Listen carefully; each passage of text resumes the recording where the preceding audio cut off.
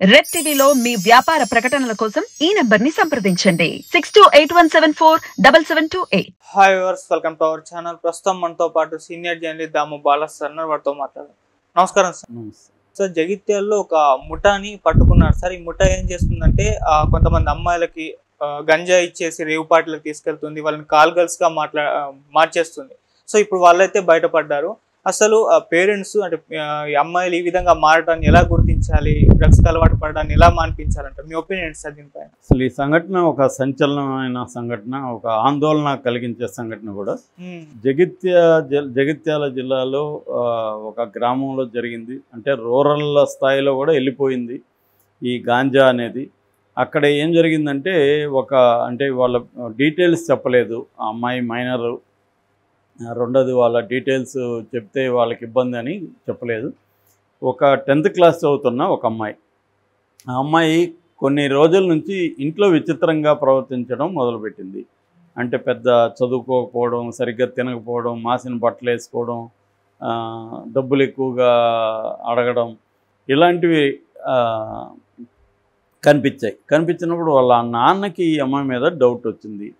So వచ్చినప్పుడు కొన్ని రోజులు ఆయన అబ్జర్వ్ చేశాడు. Something is wrong with this girl అని ఆయన నిఘా పెట్టితే ఆయనకి కొన్ని విషయాలు బయటకు వచ్చాయి. అదేంటంటే ఈ అమ్మాయి గాంజాకి అడిక్ట్ అయిందనే విషయం ఆయనకి తెలిసింది. దాంతో అమ్మాయిని కూర్చోబెట్టుకొని సో అసలు ఏం జరిగింది ఏంటన్నప్పుడు అమ్మాయి ఫస్ట్లో చెప్పలేదు, కానీ తర్వాత బోర్మని ఏడుస్తూ మొత్తం చెప్పింది. అదేంటంటే ఎవరో ఫ్రెండ్ చాక్లెట్లు అని చెప్పి చాక్లెట్ ఇచ్చింది.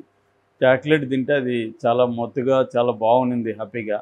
దాంతో మళ్ళీ అడిగింది. ఆ అమ్మాయి కూడా మళ్ళీ ఇచ్చింది. అలాగా ఈ అమ్మాయి మెల్లగా వాటికి అడిక్ట్ అయిపోయింది. సో ఆ అమ్మాయి ఏం చెప్తే అది చేయడం మొదలుపెట్టింది. ఆ అమ్మాయి ఎవరికో అబ్బాయికి పరిచయం చేసింది. ఆ అబ్బాయిది ఏం చెప్పాడంటే ఒక రేవ్ పార్టీ ఉంది, నువ్వు రా అని చెప్పాడు. రేవ్ పార్టీకి వెళ్ళింది. ఇలాగ ఇంకో వాళ్ళు ఏం చెప్తే అది చేయడం, ఎవరు అబ్బాయితో వెళ్ళమంటే వాళ్ళు వెళ్ళడం, అలాగా మెల్లగా ఈ అమ్మాయిని కాలుగల్లో మార్చేశారు. దాంతోపాటు ఈ అమ్మాయి కాలుగాలు చేయడానికి డబ్బులు కూడా వాళ్ళు ఇచ్చారు. ఆ డబ్బులతో ఈ అమ్మాయి గాంజా కొనుక్కోవడం ఇది కూడా మొదలుపెట్టింది. అంటే ఈ అమ్మాయికి ఏంటంటే గాంజా అడిక్షన్ వల్ల వాళ్ళు ఏం చెప్తే అది చేయడం అలాగా స్టార్ట్ అయింది. దీనివల్ల ఇదేమైందంటే ఈ గాంజా అనేది, అందులో ఈ అమ్మాయి తక్కువ ఏజ్, 15 years. సో ఇది ప్రభావం మైండ్ మీద పడడం మొదలుపెట్టింది. సో దీంతో అమ్మాయి విచిత్రంగా బిహేవ్ చేయడం ఇదంతా ఇదైంది. ఇదంతా ఎప్పుడైతే ఫాదర్కి చెప్పారు, ఫాదర్ ఇమీడియట్గా దీన్ని పోలీసులకి దృష్టికి తీసుకెళ్ళాడు. పోలీసులు ఈ అమ్మాయిని అక్కడ కరీంనగర్లో స్వదార్ NGO అనే ఒక సంస్థ ఉంటే రిహాబిలిటేషన్ కోసం దాంట్లో పెట్టారు. ఎందుకంటే ఈ అమ్మాయికి ఇప్పుడు కౌన్సిలింగు, మెడికేషన్ ఇవన్నీ అవసరం అన్నమాట, రిహాబిలిటేషన్ సెంటర్.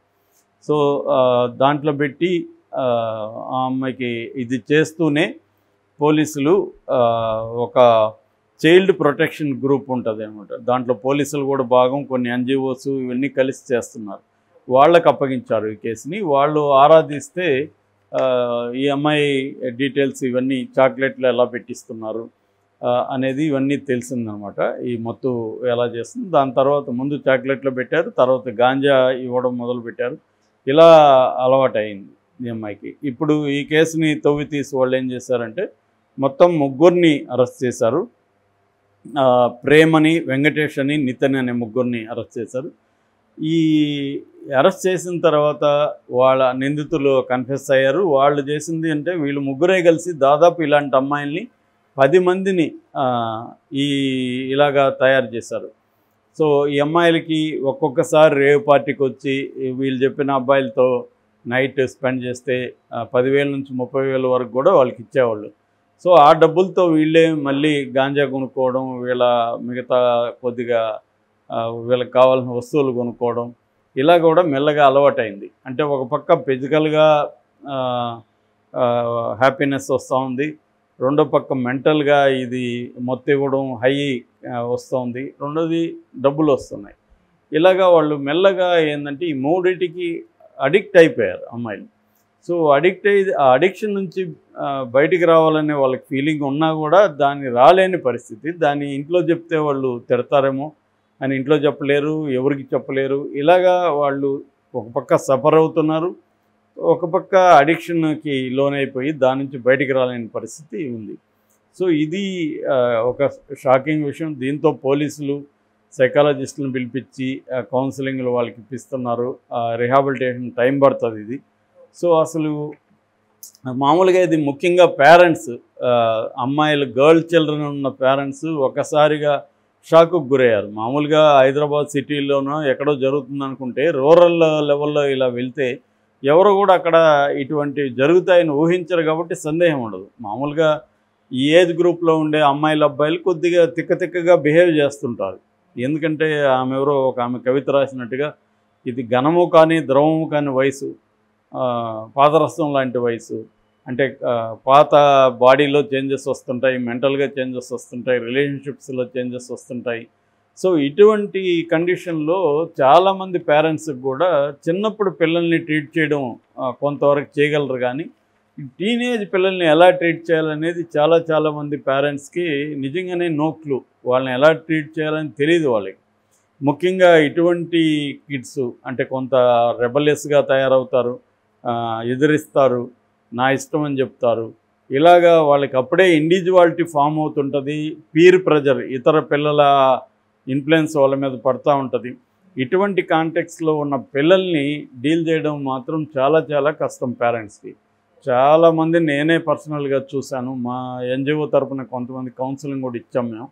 సో ఇదేంటంటే వెరీ డిఫికల్ట్ ఫేజ్ అనమాట వాళ్ళకు కూడా. It is not easy to be young అని ఆ మధ్య రష్యాలో ఒక సినిమా తీశారు. అంటే ఈ పిల్లలు కూడా ఈ టీనేజ్ అనేది వాళ్ళకి వెరీ డిఫికల్ట్గా ఉంటుంది. అంటే వాళ్ళ కెరీర్లోనూ నెక్స్ట్ లెవెల్లోకి వెళ్ళాలి, దాన్ని ఏమించుకోవాలో తెలీదు.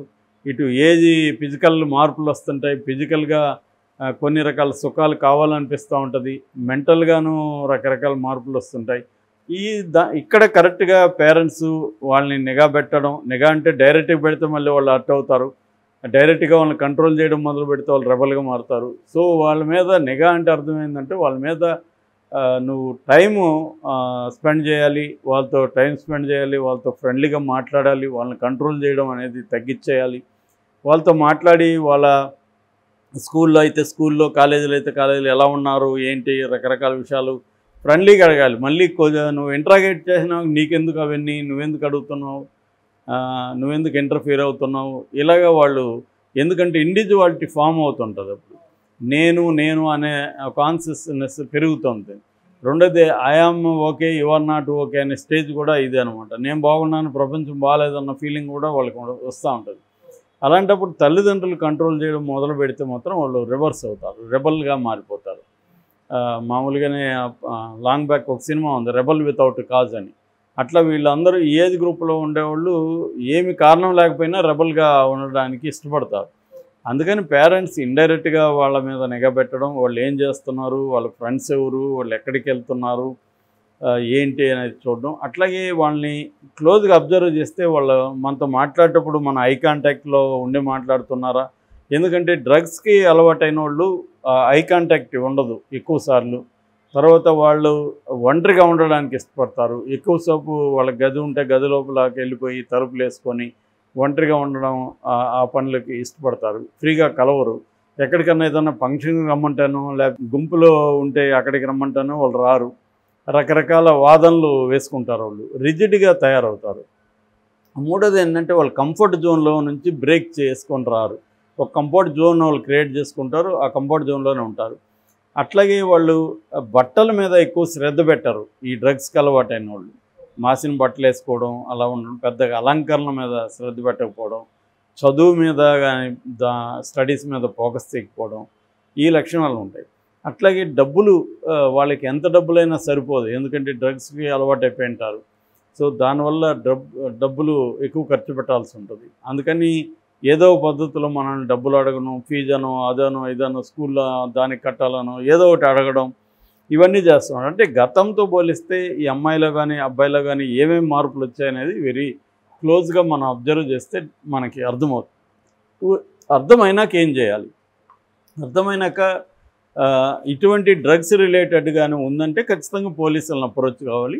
లేదు ఇంకేదైనా ఇష్యూస్ ఉన్నాయి అనుకున్నప్పుడు ఖచ్చితంగా సైకాలజిస్టులని కలవడం, సైకాలజిస్టుల దగ్గరికి వీళ్ళని తీసుకెళ్ళడం, వీళ్ళకి కౌన్సిలింగ్లు ఇప్పించడం ఇచ్చేయాలి. అట్ ద సేమ్ టైం వాళ్ళకి సపోర్టివ్గా ఉండాలి. వాళ్ళని ఏదో నేరస్తుల్లాగా వాళ్ళ ఆల్రెడీ ఒక గిల్ట్ వాళ్ళకి లోపల ఉంటుంది. నువ్వు ఇంకా పెంచే విధంగా ఉండకూడదు. వాళ్ళు సపోర్ట్ చేయాలి. ఇది అందరికీ కామనే, నీకే కాదు, చాలామంది ఇలాగే ఉండారు, నువ్వేం టెన్షన్ పడకు, మేమున్నాం నీతో, ఏం జరిగినా వీఆర్ విత్ యూ అన్న ఒక భరోసా కూడా ఇవ్వాల్సి ఉంటుంది. పేరెంట్స్ మీదే ప్రధానమైన బాధ్యత ఉంటుంది. అయితే స్కూల్స్లు కాలేజెస్లో కూడా కొంత కౌన్సిలింగ్ సెంటర్స్ పెట్టడం, వాళ్ళు కూడా టీచర్స్ కూడా పిల్లల్ని అబ్జర్వ్ చేయడం, ఇవన్నీ ఉండాలి. సో ఇటువంటి చర్యలు తీసుకోవడం ద్వారా తమ పిల్లల్ని తాము కాపాడుకోవచ్చు.